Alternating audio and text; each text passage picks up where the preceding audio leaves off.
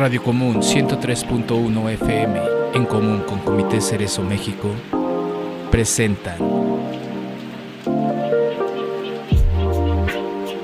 Miradas Críticas. La situación en México. Una iniciativa radiofónica de Comité Cerezo México. Conduce Héctor Cerezo.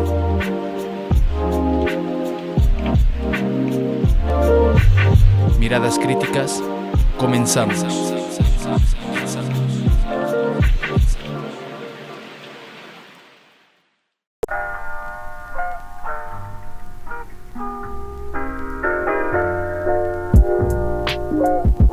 Bienvenidos y bienvenidas a su serie radiofónica Miradas Críticas, la situación en México. Un gusto estar de nuevo con ustedes en este frío martes 11 de noviembre de esta temporada 2025.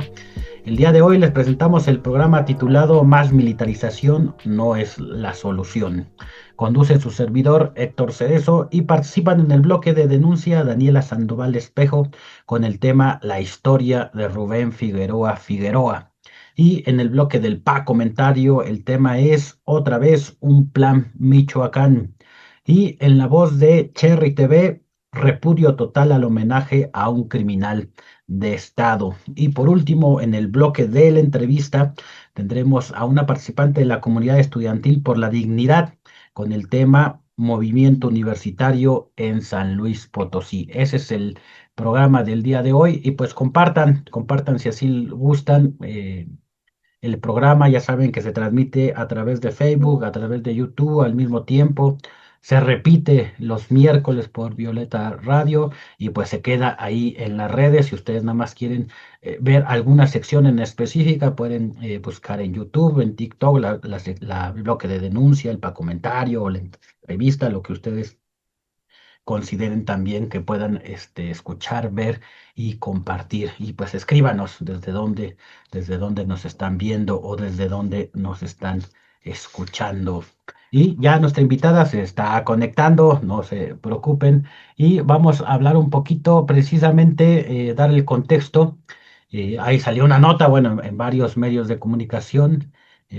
Rinden homenaje al exgobernador Rubén Figueroa Figueroa, uno de los artífices de la guerra sucia en Guerrero, es el titular de Proceso. ¿Y cuál es lo curioso? No que le hagan homenaje, porque siempre le han hecho homenaje el gobierno del estado de Guerrero, el gobierno federal, sino que ahora el gobierno en el poder, el gobierno de Morena, de Guerrero, es quien hace pues homenaje a uno de los que pues cometió graves crímenes contra la población campesina, la población indígena, el movimiento popular, el movimiento guerrillero allá en el estado de Guerrero. Ustedes pueden ver que muchas personas, organizaciones se han pronunciado al respecto, pues manifestando el rechazo a este homenaje por parte de la izquierda institucional, ¿no? Pero bueno, pues vamos a darle la bienvenida a Daniela Sandoval con el intro del bloque de denuncia.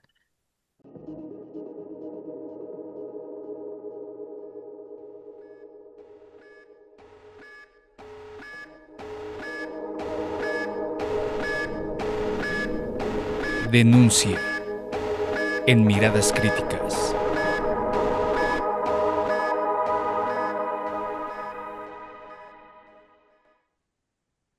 Bien, pues ahora sí, buenas noches, Daniela, te hicimos esperar ahí por el intro, pero No, pues al muchas gracias contrario. por aceptar la invitación. Para nosotros es un honor que estés con nosotros y precisamente para platicar este tema que ya medio lo estaba yo anunciando, pues Sí. la historia de Rubén Figueroa Figueroa, porque pues algunos sí sabemos quién fue, ¿no? Pero estoy seguro que la mayoría de los jóvenes ahorita no les dice nada ese nombre, ese apellido, y precisamente pues quisiéramos que nos contaras esa truculenta historia.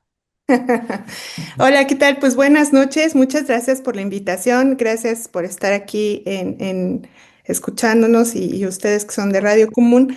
Pues miren, la verdad es que hay mucha indignación. El día de ayer, justamente uno de los militantes de la Brigada Campesina de Ajusticiamiento que conformó el brazo armado del Partido de los Pobres, que es don Pedro Martínez Gómez, justamente me escribió para decirme que si ya sabía sobre pues ¿cómo lo podemos llamar? Conmemoración que hicieron alrededor de la figura Ujú.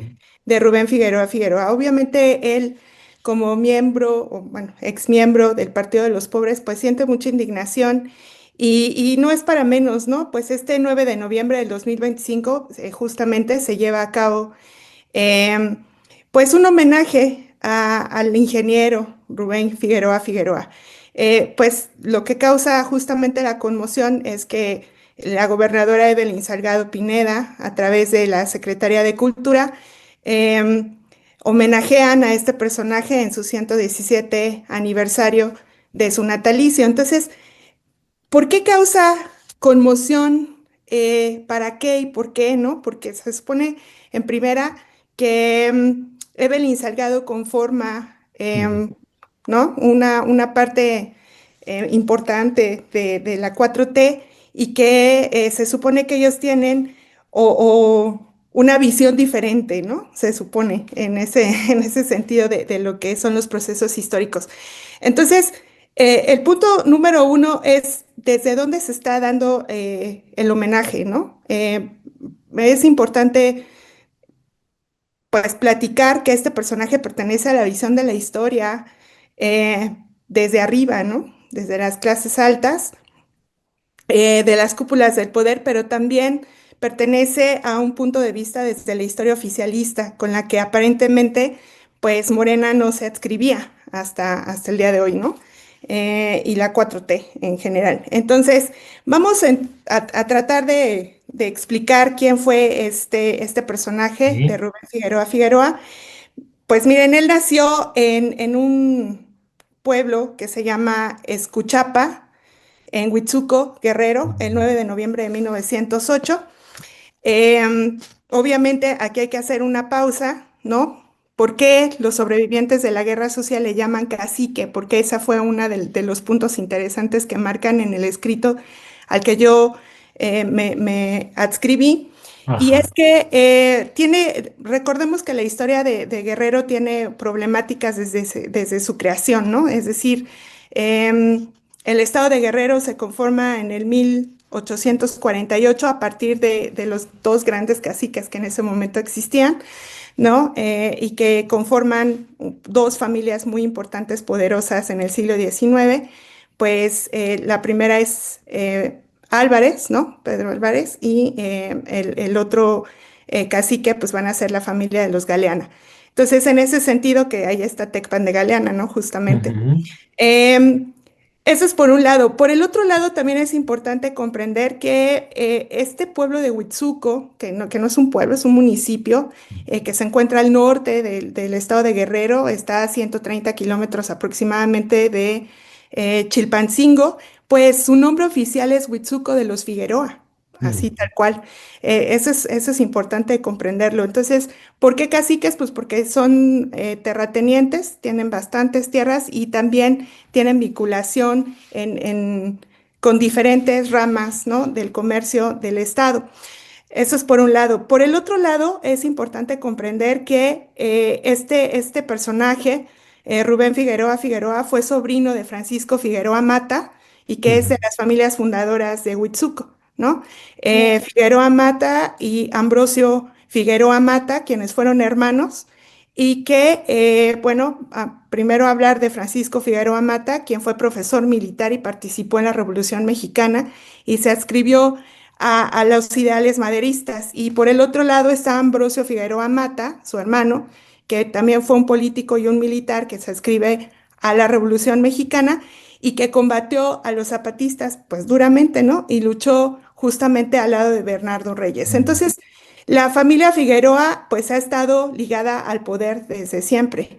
Entonces, desde ahí podemos comprender que hay toda una herencia, ¿no? De poderes que pues están implícitos en la historia de Guerrero.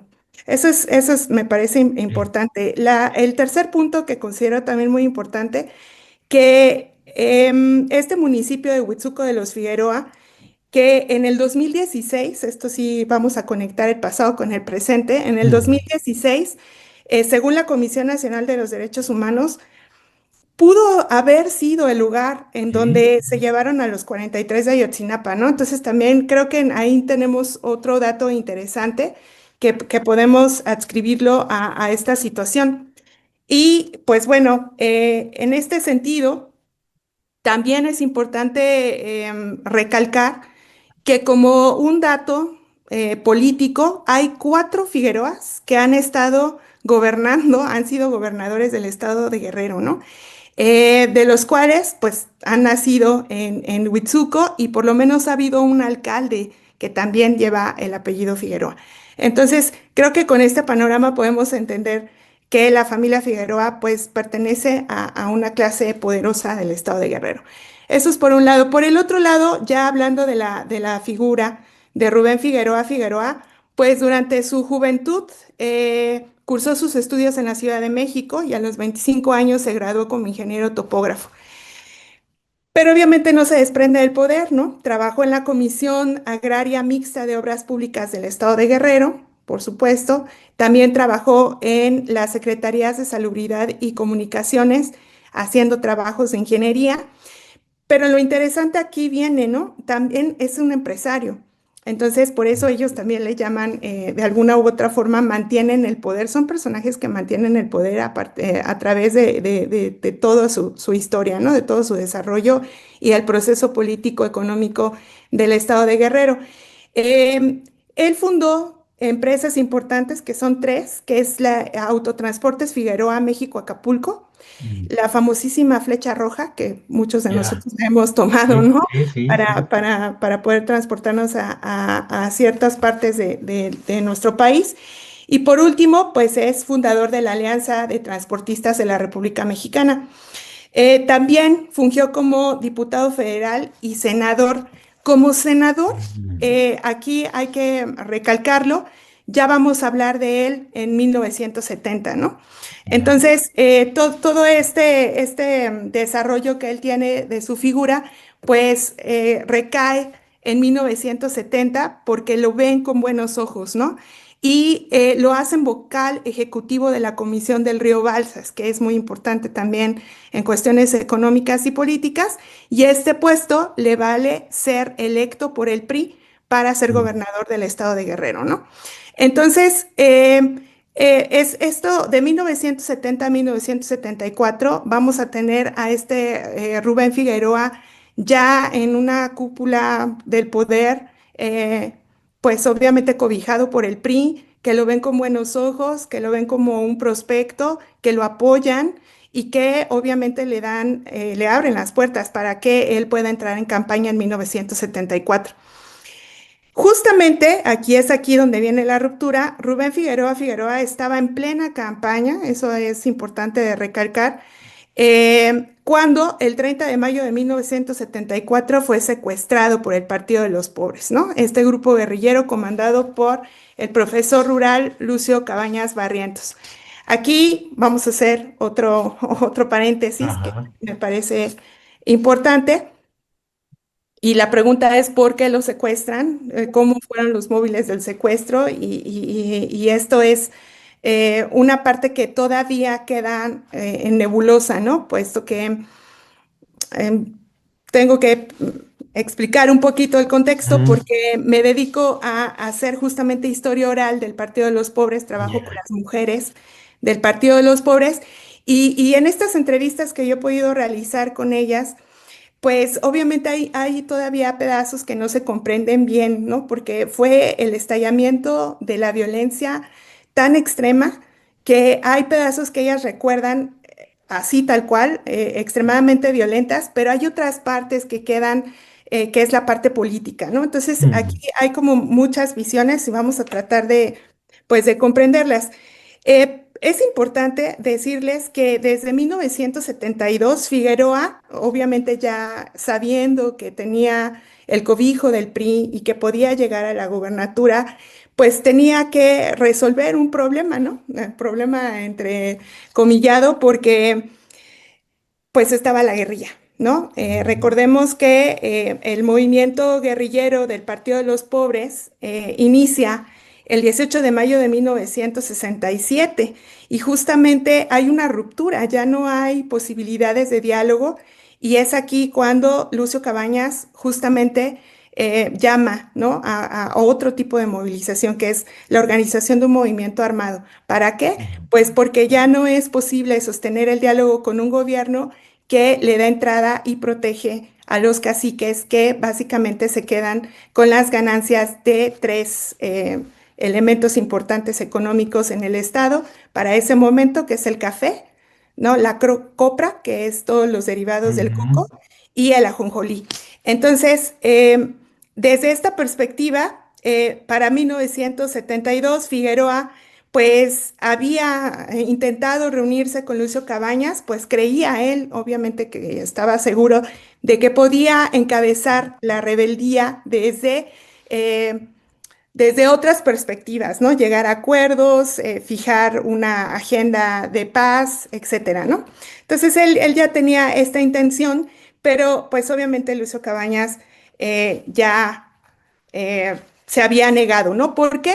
Pues porque básicamente para Rubén Figueroa, desde el 18 de mayo del 67, mantenía a Lucio Cabañas alzado, así lo voy Ujú. a leer textual, contra el gobierno de los ricos, entrecomillado, de Atoyac de Álvarez. Entonces a él le preocupaba esta situación y pensar en la posibilidad del diálogo le parecía una manera de arreglarlo, ¿no? Entonces, em, Rubén Figueroa también, y hay que entenderlo, y esta es una parte un tanto compleja de la historia de los estados de la República, es que son estas familias las que van entretejiéndose, ¿no? Entre vínculos, em, pues sí, entre el cacicazgo, sí, Sí. por un lado, pero también los vínculos que se hacen dentro de la guerrilla, ¿no? Entonces son familias importantes que se reconocen y en este sentido, eh, Figueroa pues comprende muy bien su contexto, comprende bien cómo se manejan estas cuestiones entre las familias y busca hacer una reunión a partir de dos tíos de Lucio Cabañas, que el primero es Pascual Cabañas Ocampo y el segundo tío es Pablo Cabañas Ocampo. Entonces, Rubén Figueroa busca a estos personajes para decirles que le abran las puertas para poder entablar un diálogo con Lucio Cabañas. Obviamente la propuesta fue rechazada porque para ese año de 1972 la Brigada Campesina de Ajusticiamiento, que como les había comentado es el brazo armado del Partido de los Pobres, estaba en pleno combate guerrillero, ¿no? Y aquí hay que Ujú. comprender toda la situación del país, porque no tan solo está pasando esto en el estado de Guerrero, sino que estamos viendo un movimiento armado socialista que permea en varios estados de la República, obviamente también en la Ciudad de México, y que pues la Liga 23 de septiembre intenta justamente como reorganizar a todos, ¿no? Ujú. Meterlos en esta liga para poder hacer fuerza, ¿no? Entonces, en este año del 72, justo el PLP o el Partido de los Pobres va teniendo mucha presencia y se ha logrado acumular no tan solo armamento, ¿no? No tan solo pues esta organización, sino que ha hecho que las bases puedan comprender por qué es importante reclamar y alzarse, ¿no? Contra los caciques de Atoyac de Álvarez. Entonces, en este sentido, es muy interesante cómo aquí no se le niega, perdón, el diálogo, ¿no? No hay posibilidades de que los tíos, aún que sean los tíos, ¿no? De Lucio Ujú. Cabañas y que probablemente pudieron hablar con él y decirle que recibiera a Figueroa para que pudieran entablar el diálogo, etcétera. Es obvio que se iban a negar por toda esta situación. Hay mucho apoyo. Todavía hay mucho trabajo de base que se está haciendo. Ellos ya están instaurados en la sierra, ya tienen un grupo conformado, fuerte, ¿no? Entonces, aparte, es muy interesante observar esto. Las mismas dinámicas familiares implican que se haga un tejido social muy fuerte, ¿no? Y que no se rompa y que este tejido fuerte pues está conformado por los campesinos, ¿no? Entonces los campesinos obviamente empiezan a ver con muy buenos ojos desde el 67 toda, pues, el movimiento que quiere hacer Lucio Cabañas, ¿no? Entonces hay una protección hacia el movimiento, hay un apoyo hacia el movimiento y los hijos, los esposos, los hermanos, ¿no? De muchas de estas familias, pues están inmiscuidos ahí y saben lo que puede suceder, ¿no? Pero al final de cuentas, en este 72 están fortalecidos. Para 1974, el PDLP decide aceptar esta invitación del senador para reunirse, ¿no? De alguna u otra forma y hacer una plática. Para este año de 1974, la Brigada Campesina de Ajusticiamiento, nada más como un dato, estaba integrada por aproximadamente 100 guerrilleros, todos ellos campesinos de la región, todos. Algunos, por ahí estaban algunas personas de la Liga, estaban algunas personas del MAR, ¿no? Del Movimiento Armado Revolucionario, muy poquitos estaban de otras partes del país, pero en general estaba fortalecido, ¿no? Entonces, bajo esta perspectiva y unión, creo que se da como el caldo de cultivo para que se acepte esta conversación y hacer otra acción, porque ese realmente era el plan del Partido de los Pobres, cómo poder hacer que esta figura que ya se vislumbraba para ser el gobernador de Guerrero también pudiera comprender que había otros movimientos y había otra perspectiva y había una petición directa, ¿no? Y obviamente no estaban de acuerdo. O sea, eso también es importante mencionarlo, ¿no? Entonces, la dirección del Partido de los Pobres pide ciertos puntos para que se dé a cabo esta conversación. La primera es que el senador, que en este caso es Rubén Figueroa, pudiera gestionar que el ejército, la policía y los agentes que ya estaban ahí investigando dentro de Atoyac, dentro de Tecpan de Galeana y de Coyuca de Benítez, que ya estaba muy fuerte la represión en algunos lugares, se retiraran de Atoyac, de Tecpan, de Coyuca de Benítez y de San Jerónimo. Obviamente, al hacer la petición, Rubén Figueroa dice que no.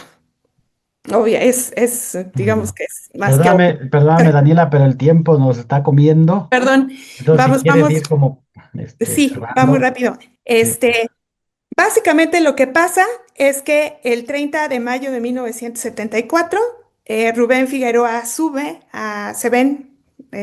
los grupos se da el encuentro y se da el secuestro, ¿no? Básicamente Lucio Cabañas le dice que no va a poder regresarse y ante la posibilidad de no entenderse en un diálogo, obviamente Lucio Cabañas sí se comunica con él, sí platican, no hay un diálogo, obviamente se saben enemigos, entonces marcan lo siguiente, las condiciones son libertad a todos los presos políticos del país, eso es lo que le pide, y la segunda cosa es armamento.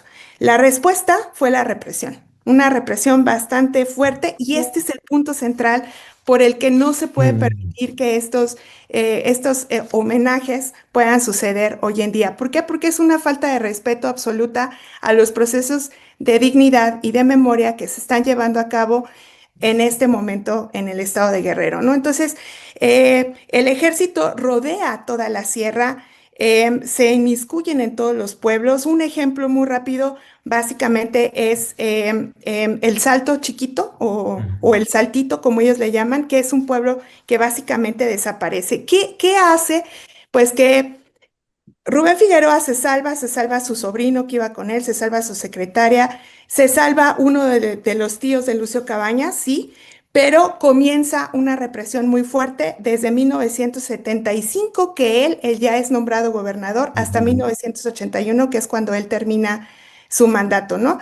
Y pues esta es la guerra sucia más fuerte que vive el estado de Guerrero. ¿Qué pasa ahí? Pues que Rubén Figueroa hace tortura, desapariciones, los vuelos de la muerte, desplazamiento, que es a lo que yo me refiero con la desaparición de ciertos poblados, y esto va con hombres, mujeres, jóvenes en algunas fuentes me he encontrado que hay menores de edad inmiscuidos en estos procesos de tortura. Para cerrar y terminar, Luis Echeverría, que es el presidente de ese momento, pues asestó muy duro el golpe contra el PLP, apoya a Rubén Figueroa sin ningún problema. Fue una cacería que lleva a la población.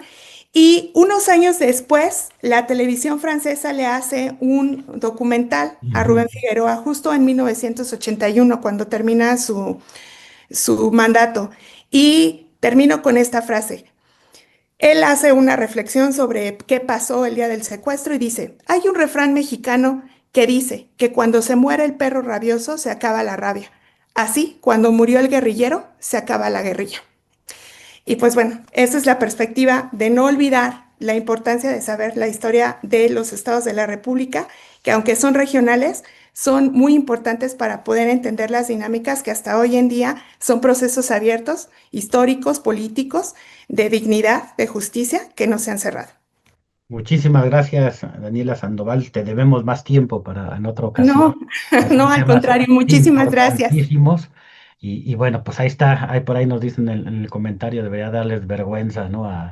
Sí, A la gobernadora y a su papá, ¿no? sí, sí, sí, Y bueno, sí. y a toda la izquierda y todos los que dicen de izquierda de Morena y los que no se han pronunciado, ¿no? Sobre ese hecho y están calladitos, calladitos, ¿no? Ahí la pregunta es, ¿qué va a decir el fisgón de todo esto, ¿no? Como es el super Exactamente. defensor de la 4T. Pues muchas Es, gracias, muchas gracias. no, al contrario, gracias a ustedes. Buenas noches. Buenas noches y nos vamos rapidísimo a un salto mortal al estado de Michoacán con el comentario. Pa' comentarios de Francisco Cerezo.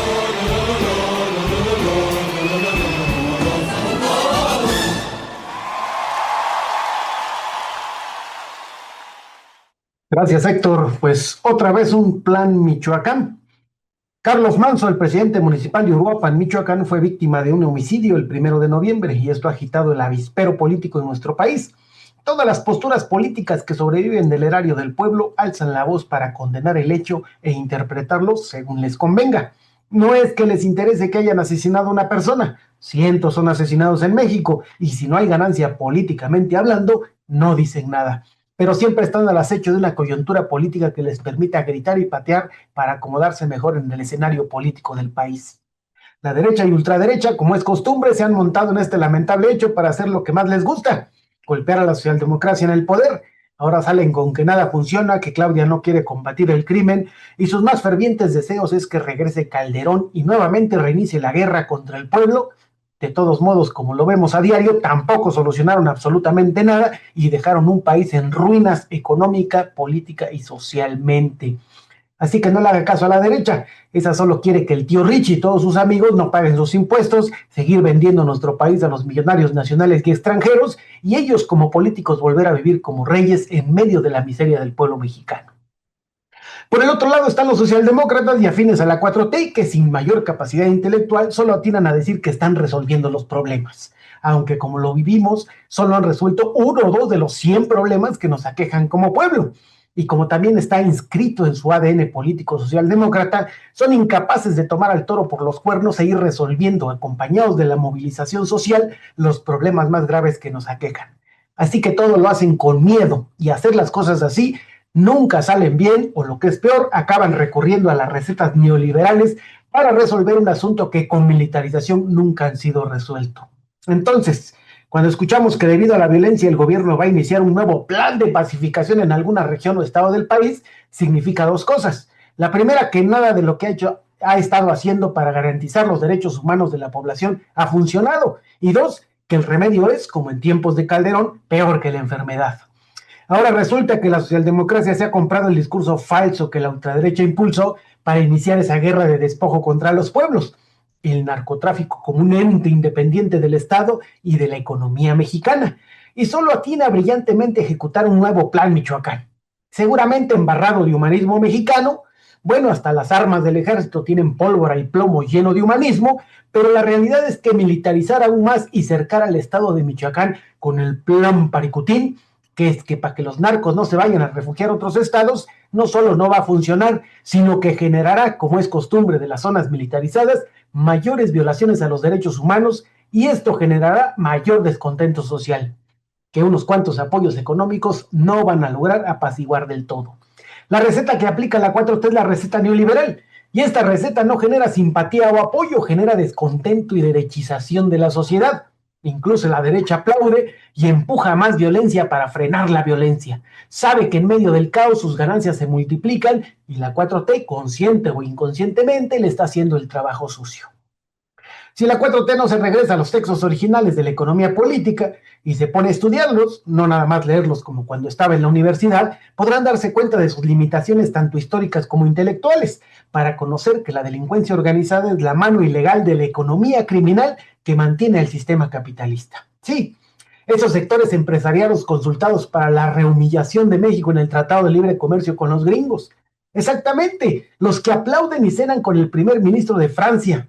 También los que controlan la producción de limón y aguacate en Michoacán, no los que lo siembran. Sí, esos precisamente son los representantes legales de la economía criminal capitalista que en tiempos de crisis apuntalan su lado ilegal para mantener a flote sus industrias, permitir gobiernos que vendan sus propios territorios o que por lo menos festejen la inversión extranjera directa en lugar de poner al pueblo en movimiento y en las calles para darle solución a los grandes problemas del país. Al mismo tiempo que como gobierno deroga las leyes que nos han convertido en un país de pobres y en lugar de aprobar leyes que permitan que los trabajadores puedan decidir su propio destino usando los recursos que ellos generan con su trabajo.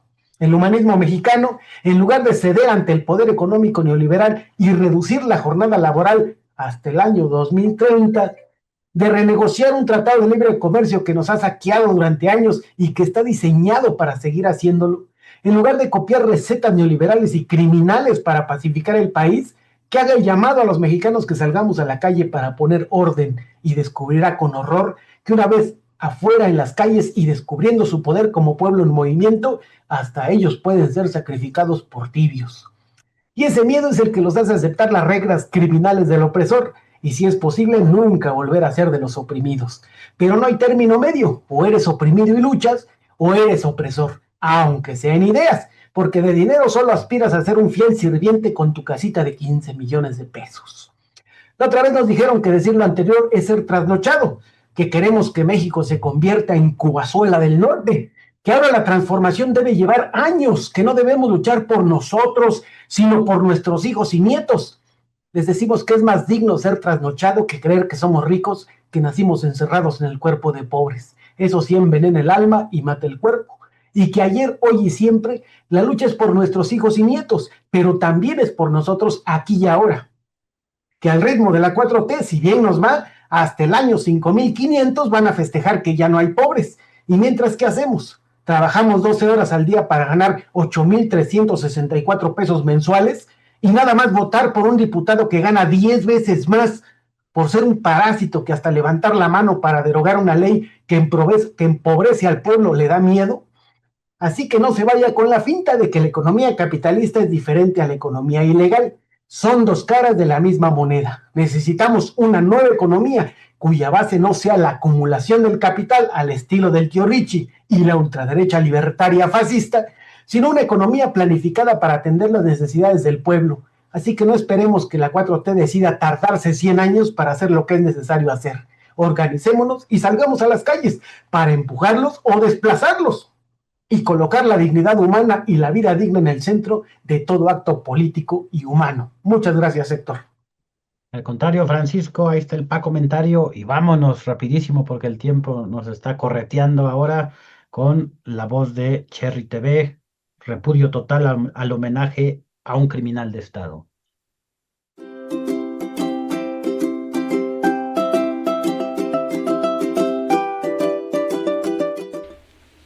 Repudio total al homenaje a un criminal de Estado, a los medios de comunicación, a la opinión pública. Desde nuestro Frente Nacional de Lucha por el Socialismo, condenamos el vergonzoso homenaje realizado por el gobierno morenista de Guerrero, encabezado por Evelyn Salgado, a una de las figuras más nefastas y criminales que ha conocido la historia de nuestro país.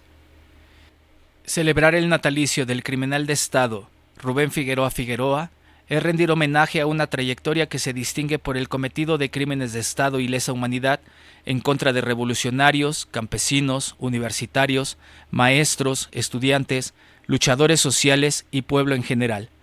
En su haber, Rubén Figueroa se distingue por su sed de sangre y deseo de infligir dolor a los guerrerenses. Por ello es que dicho homenaje es una ofensa para todas las víctimas y para todo el pueblo de México, quienes exigen justicia y verdad. Si el gobierno de Guerrero le rinde homenaje a la nefasta figura de Rubén Figueroa Figueroa, significa entonces que no hay ninguna transformación, sino la continuidad de los ríos de sangre que este sujeto y otros han dejado correr a costa de mantener a los guerrerenses en la miseria y el hambre. Juicio y castigo a los criminales de Estado. Por la unidad obrera, campesina, indígena y popular, Frente Nacional de Lucha por el Socialismo.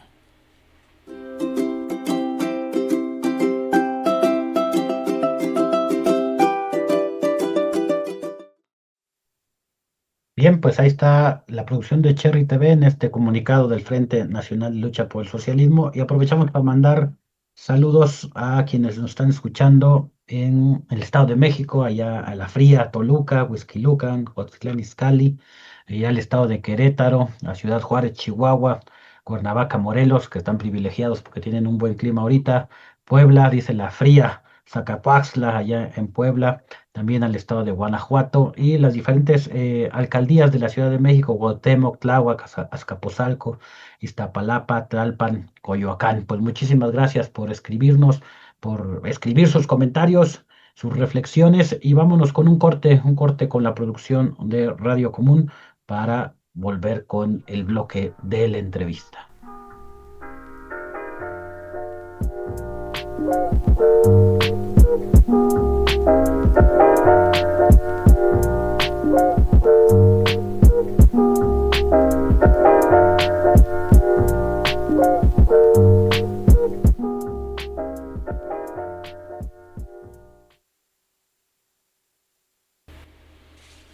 La caída en combate de Héctor Eladio Hernández Castillo. El 10 de noviembre de 1978, Héctor Eladio Hernández Castillo, dirigente nacional de la Unión del Pueblo, e Isaac Estrada Estrada, militante de la misma organización, caerían muertos después de haber sostenido un enfrentamiento con elementos del ejército mexicano que habían establecido un retén en la carretera rumbo a Tizapan el Alto, en Jalisco. La muerte de Hernández Castillo se da en el contexto de la llamada Operación Silenciador, un operativo conjunto de la Policía Militar, Policía Judicial y la Dirección Federal de Seguridad, con el objetivo de ubicar y eliminar a la Unión del Pueblo. Héctor Eladio Hernández Castillo nació un 3 de marzo de 1950 en la ciudad de Guadalajara, Jalisco. De acuerdo con la semblanza biográfica elaborada por el Ejército Popular Revolucionario, a los 15 años comenzaría a involucrarse en las luchas populares y obreras, y a la edad de 17 años participaría activamente dentro del Frente Estudiantil Revolucionario. Sería durante este periodo que entra en contacto con el núcleo fundador de la Unión del Pueblo. En el año de 1971, Hernández Castillo sería detenido y encarcelado en el penal de Oblatos, donde conviviría con presos de otras organizaciones armadas, las Fuerzas Revolucionarias Armadas del Pueblo y la Liga Comunista 23 de septiembre. Si bien quienes compartieron presidio con él lo recuerdan como un compañero solidario, también ejercería una férrea crítica sobre los liderazgos y estrategias emprendidas por otras organizaciones armadas, las cuales quedarían plasmadas en los textos contra el caudillismo y sobre el izquierdismo. Después de permanecer 3 años preso, Hernández Castillo sería liberado por buena conducta por las autoridades del penal. Este hecho haría explotar de rabia al infame torturador y asesino Miguel Nazararo, quien increparía a las autoridades del penal diciendo: ¿acaso no saben a quién dejaron ir? Acto seguido, la Dirección Federal de Seguridad realizaría operativos para detenerlo, sin éxito. Al momento de su muerte, Héctor Eladio se encontraba realizando las tareas preparatorias para que la Unión del Pueblo pasara a ser una organización clandestina a un partido revolucionario, ayudando a consolidar la presencia de la organización en algunas zonas claves del país y dirigiendo los procesos de formación y educación política de sus cuadros. A principios de 1979, la Unión del Pueblo se convertiría en el Partido Revolucionario Obrero Clandestino Unión del Pueblo, y Héctor Eladio Hernández Castillo recibiría el grado póstumo de comandante. Información a partir de un texto de Gerardo Alarcón Campos.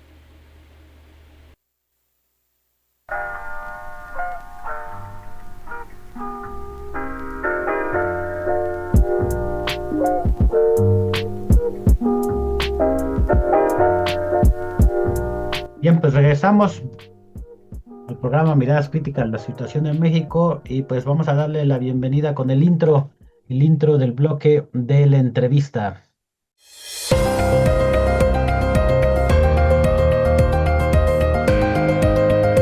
La entrevista en Miradas Críticas.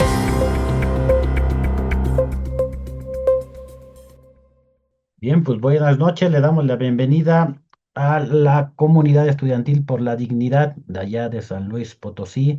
Muy buenas noches, ¿nos escuchan? Sí, muy buenas noches. ¿Se me escucha?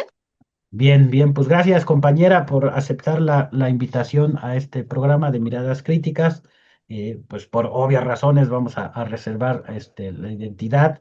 Ustedes saben que la represión es real, existe y a veces en los estados es mucho más descarnada.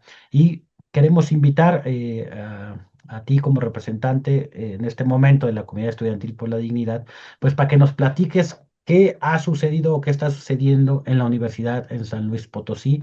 Ahí, por ahí mencionábamos algunas notas en programas pasados de una huelga, la toma de la Facultad de Derecho, pero notas muy aisladas y sí quisiéramos que a nuestra audiencia les platicaras pues cuándo inicia este movimiento estudiantil, por qué surge, cuáles son sus demandas, un poquito que nos des este contexto y al final pues la situación actual.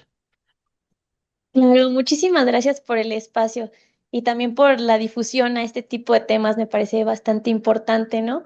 Y bueno, también primero quisiera decir que nuestro colectivo, Comunidad Estudiantil por la Ujú. Dignidad, no representa a toda la comunidad universitaria. Sí Ya. somos una parte, pero realmente ha sido la unión de muchísimos colectivos, e Ah, incluso de URSO, que es parte de la Facultad de Psicología, los chicos de Facultad de Ciencias, los chicos de Economía, ¿no? Vamos a hablar más que nada desde nuestra experiencia, cómo lo vimos, ¿no? Y cómo ha surgido todo esto. Y es que, bueno, me atrevo a afirmar que ya llevábamos un poquito de tiempo desde antes del paro de la universidad en general, alimentando como este espíritu revolucionario desde la universidad, ¿no? Ya el 2 de octubre ya habíamos, realizado un memorial por las víctimas de la matanza de Tlatelolco, ¿no? Y pues logramos incomodar un poquito al gobierno del estado, ¿no? Al punto que ya nos habían mandado porros, un poquito de granaderos por ahí también. Y bueno, a partir de eso también Facultad de Economía ya había realizado una marcha anteriormente por una situación de agresión a una de sus compañeras. Y pues el día que nosotros decidimos levantarnos también fue el ujú. día que nos enteramos de una agresión dentro de nuestra propia facultad, que fue lo que nos ofendió tanto, ¿no? Siendo la Facultad de Derecho, ¿cómo es posible que exista una violación a los derechos humanos tan grave, ¿no? Y que no se haya dicho nada, que haya pasado desapercibida. Y pues la verdad ha sido un ambiente bastante tanto revolucionario y esperanzador, tanto como de furia, enojo y a veces un tanto desalentador por los grupos de choque y las divisiones, ¿no? Ya. Ha sido una experiencia bastante fuerte. Y nos atrevemos a afirmar que también como nos dejó mucho, también han creado bastantes tensiones, ¿no? Pero la verdad es que sentimos y nos sentimos orgullosos ya que muchos de nuestros profesores, familiares, compañeros nos habían dicho que nunca se había visto un movimiento así de grande por la universidad, ¿no? O sea, que parar a la universidad completa, pues fue algo bastante impactante. ¿Y cuándo inicia, recuerdan la fecha, cuándo inicia el paro? Que, Sí, claro. y cómo se Este da ese paro inicia. proceso? Ajá. Ajá, el paro inicia el 20 de octubre, ¿no? Empezamos pues sacando a la gente de los salones, o sea, ságanse todos los salones, nos vamos a ir a paro porque es imposible que nosotros continuemos en clases después de este evento tan horrible, ¿no? Y en el momento, pues nos aglomeramos afuera de nuestra facultad, empezamos a hacer nuestros carteles, cerramos todo, no dejamos pasar a nadie. Facultad de Contaduría, que es la que está al lado de nosotros de Derecho, también salió muy solidarios, Criminología, y primero empezó ahí el movimiento. De ahí fue cuando empezamos a cerrar la primera calle, que es la que da directo hacia nuestra facultad, y de ahí nos fuimos a tomar una de las avenidas principales de la capital, que es Avenida Carranza. Mm. Y fue muy espontáneo también, ¿no? Porque también ya veníamos cargando con muchísimas cosas de antes, muchísimo. O sea, esto fue la gota que derramó el vaso, ¿no? Es triste que haya sido por este motivo, pero empieza este 20 de octubre y de ahí, de presentar nuestro primer pliego, pues también se nos unieron muchas facultades, casi toda la universidad fueron hasta edificio central, se metieron a edificio central, hicieron iconoclasia, hubo unos porros por ahí metidos, lamentablemente, pero ese día también decidieron tomar la facultad de Derecho, rompieron las entradas de la facultad, sacaron al director, hicieron que diera su declaración enfrente del auditorio, enfrente de la mayoría de los estudiantes, y ese mismo día muchos compañeros que son parte del movimiento 2010 se quedaron a dormir en las instalaciones, ¿no? Hasta que se nos cumpliera y nosotros formuláramos un nuevo pliego petitorio que se adaptara más a nuestras necesidades. Y no se tardó nada en reaccionar la comunidad universitaria en general y es lo que agradecemos muchísimo, que todas las facultades se organizaron demasiado rápido, o sea, fue en muy poco tiempo. ¿Y las demandas principales cuáles son? ¿O cada facultad tiene sus demandas específicas? ¿Hay demandas generales? Ujú. Sí, cada facultad tuvo sus propias demandas, ¿no? Porque si bien al principio nos unimos por lo que sucedido en la Facultad de Derecho, cada uno tiene sus propias demandas. Por parte de la Facultad de Derecho, pues solicitábamos la expulsión de las personas que presuntamente habían cometido este delito dentro de la facultad. También exigíamos que se aplicaran rigurosamente los protocolos ya existentes por la violencia de género y que se formularan unos nuevos, ya que ya eran insuficientes también, ¿no? Dentro de también las demandas que pedimos fue la destitución del director, de varios administrativos también, y que se colocara una directora Ujú. dentro de nuestra facultad, ¿no? Ya teníamos muy claro bueno, tenemos muy claro que es tiempo de que una mujer esté al frente, ¿no? También exigíamos medidas más rigurosas de seguridad dentro de la universidad, ya sea checa credenciales u otras cosas, ¿no? Que sea mucho más riguroso, porque incluso supimos que quien irrumpió ahí fue una persona también externa a nuestra facultad, ¿no? Y cómo es posible que nosotros en un espacio que consideramos seguro, nuestra escuela, pues ya no lo veamos así. ¿Y la respuesta de las autoridades cuál ha sido? Bueno, primero, si ya, Ujú. ¿cuándo se levantó el paro? Ajá, ¿No? ¿Por qué se sí. levantó? Y la respuesta de las autoridades. El paro se levantó a la siguiente semana, el Ujú. martes más o menos, la verdad es que fue a votación en asamblea y la verdad fue una votación bastante reñida, Ya. porque ya dentro del movimiento ya había mucha gente involucrada con intereses partidistas. Entonces, pues se organizaron y decidieron levantar el paro. Nosotros no queríamos levantar el paro, bueno, muchos no queríamos levantar el paro, por lo mismo de que no se habían cumplido aún satisfactoriamente las peticiones del pliego petitorio, ¿no? A ver, nos estaban dando respuestas, pero respuestas muy vagas, ¿no? De que sí, vamos a ver si armamos una terna con probablemente perspectiva de género. Ni siquiera era algo seguro. Fue muy tenso el momento en el que se levantó el paro. Se levantó ya la siguiente semana. Regresamos a clase a la tercera semana y pues la verdad la respuesta de las autoridades ha sido muy vaga, incluso sigue siendo bastante violenta, incluso ya está contra las maestras porque exigen perspectiva de género, simplemente por eso, por una acción afirmativa, por un derecho humano, por garantizar el acceso. Hemos recibido respuestas bastante violentas tanto de nuestro director interino y también por parte de el rector ha sido bastante tibio ante estas situaciones, no ha dado una respuesta clara, solo nos van con respuestas muy, muy, muy vagas. La verdad no. a ver, si se logró mucho, pero también quedaron inconclusas bastantes cosas, ¿no? ¿Y, y cómo son estos actos de hostigamiento? ¿En qué consisten? ¿Es académica o es amenaza o qué les dicen? Ujú. ¿Cómo? Bueno, principalmente sí nos han como hostigado un poco de manera académica, incluso contra una de las candidatas a la dirección. Mencionaron que no cumple los años para ser directora. Le cambiaron, obviamente cambiaron los años que lleva laborando ahí, es totalmente falso, sí lleva mucho tiempo trabajando, pero ya han sido también como sanciones medio escondidas administrativas, ¿no? También una de las peticiones dentro del pliego petitorio fue que no hubiera ni sanciones ni legales, ni Ya. administrativas, ni académicas contra los participantes y solidarios a esta causa, ¿no? Porque incluso es lo que también teníamos mucho miedo. La verdad es que el estado en donde vivimos es un estado bastante, pues bajo mucha represión. Entonces era preocupante. Y pues la verdad las respuestas han sido, bueno, lo que como han actuado frente a nosotros es que también nos han criminalizado, ¿no?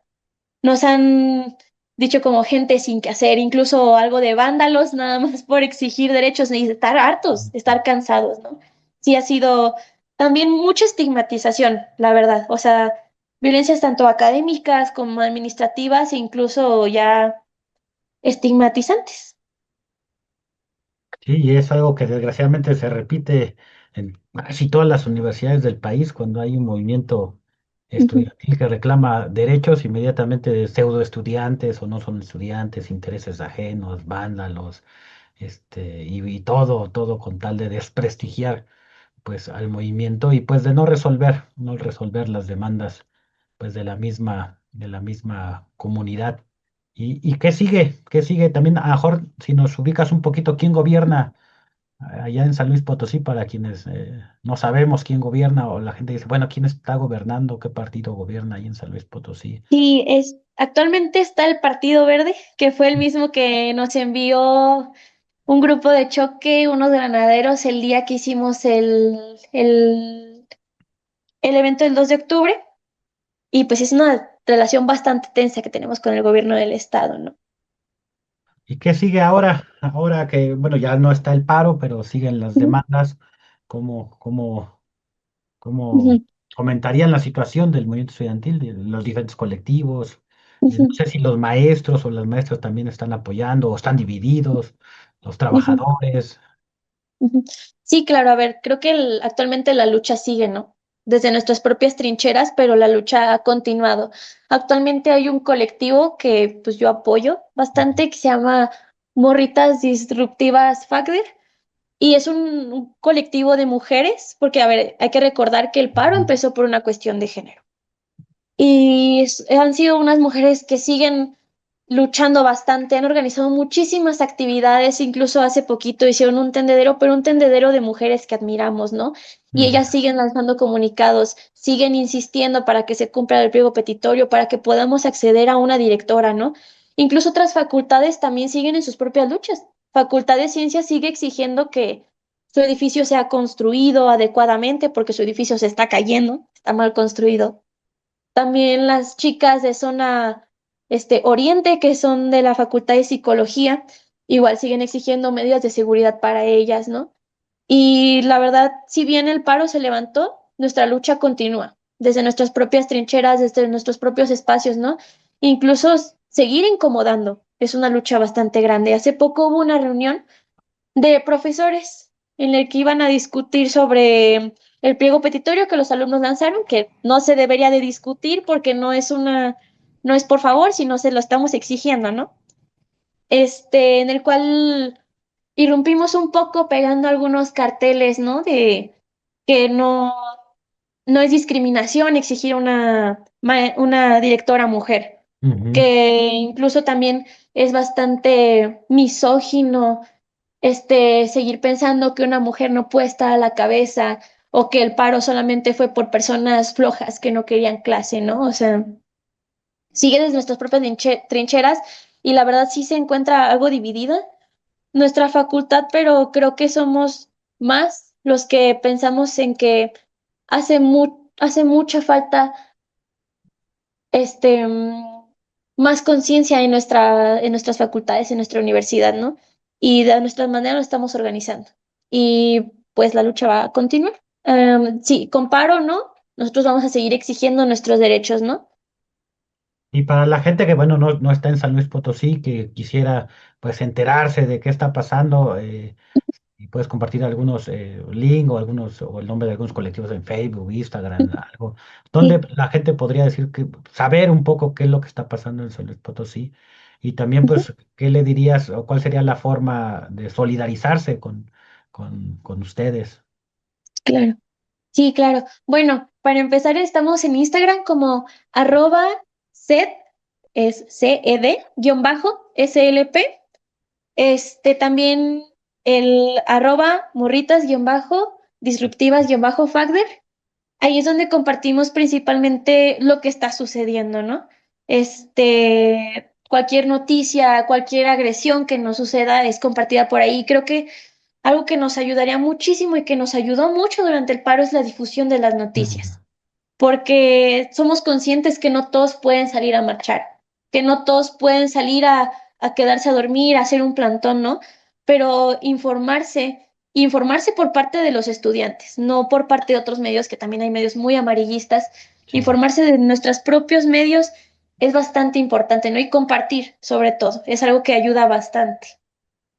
Pues vamos a estar al pendiente también de pues el desarrollo del propio movimiento, sobre todo pues como organización de derechos humanos, a veces hacemos presencia cuando hay desgraciadamente represión en contra de las personas y aprovechando el espacio, vamos a estar allá en San Luis Potosí este viernes vamos a estar allá en la Facultad de Ciencias Sociales, en el edificio B, primer piso, a las 14 horas vamos a presentar el 14º informe Defender los Derechos Humanos en México, la esperanza se desmorona. Y inmediatamente después, a las 3 de la tarde, ahí mismo, vamos a dar un taller que se llama La herramienta psicosocial, represión política, sus impactos y los mecanismos para afrontarla. Para quien quiera asistir, pueda asistir ahí el viernes, pues nos estamos ahí viendo para tratar de compartir pues alguna experiencia o compartir las diferentes experiencias que se tienen en este tema de la lucha y sobre todo cuando luchamos y luego nos reprimen. Pues muchísimas gracias, compañera. No sé si tengas algo para finalizar, algunas palabras. Bueno, muchísimas gracias por el espacio también, ¿no? Y por la oportunidad y también, a ver si fue algo también muy desesperanzador que se levantara el paro y todo, también hay que ser conscientes del esfuerzo que hicimos, ¿no? En San Luis Potosí, un estado, la verdad, muy mocho, jamás se había visto que la universidad completa parara, ¿no? Y creo que eso habla mucho de lo hartos que está la comunidad estudiantil de tanta violencia, tanta represión. Y creo que deberíamos seguir manteniendo y alimentando ese espíritu revolucionario, ¿no? Y pues estar al pendiente de todo lo que está sucediendo. Y muchísimas gracias por el espacio nuevamente. No, pues al contrario, siempre le decimos que gracias a ustedes que son los que están ahí luchando en sus espacios y que son personas solidarias, personas que pues conscientes y pues toda nuestra admiración y todo nuestro respeto. Muchas gracias y buenas noches. Gracias. Bien, pues estamos por terminado este programa de Miradas Críticas, la situación en México. También saludos allá a quienes nos escuchan en el estado de Guerrero. Y la próxima semana también vamos a seguir con este tema del movimiento estudiantil. Hay una denuncia que vamos a compartir de aquí, de la Universidad Nacional Autónoma de México. Y pues algo está pasando, sí, efectivamente algo está pasando que en muchas universidades, aquí hemos entrevistado a varios estudiantes de distintas universidades, ¿no? De Hidalgo, del Estado de México, de este, San Luis, Ciudad de México, etcétera. Algo está pasando que el movimiento está luchando, está levantando cabeza. Y pues muchas gracias, muy buenas noches. Nos vemos el próximo martes en Miradas Críticas, la situación en México.